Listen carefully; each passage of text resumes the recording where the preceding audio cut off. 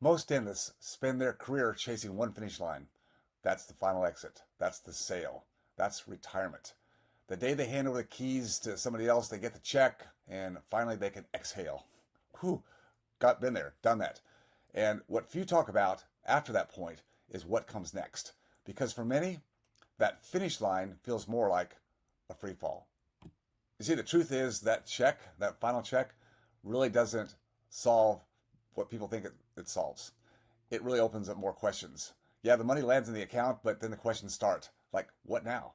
How do I replace the structure, the purpose, the feeling, the daily rhythm, the routine that I had, the respect that I felt with my patients in the community?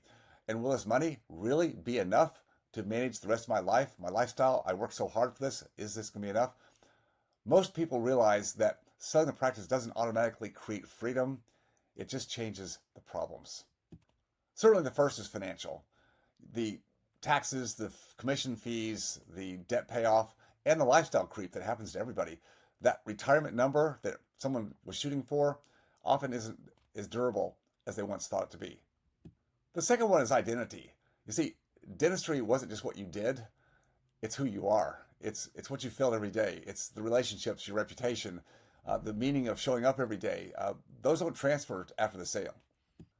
And the last one, or the third one, is really purpose. Without a clear next mission, a lot of successful dentists, they just drift. They trade busyness for boredom. I see it all the time.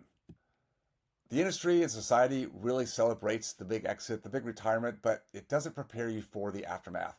The advisors get paid when the deal closes, but not when the dust settles. As most dentists walk away with the money, but they walk away without a map. They don't realize that freedom isn't a transaction, it's a transition. And it takes intentional design to make that transition really work. And that's where Freedom Founders comes in. See, we don't just talk about the sale. It's important, the structure, building that the right way, having enough, feeling confident about your lifestyle and financial independence and freedom thereafter. But we help members really figure out the clarity before and after that sale. Inside our community, many have focused on what I call their second chapter.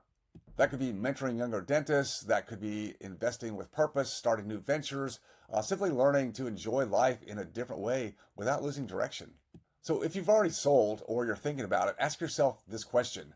Do you know what you're retiring to or not just retiring from? Make sure that your next chapter is intentional and not accidental. And that's exactly what we work on every day inside Freedom Founders.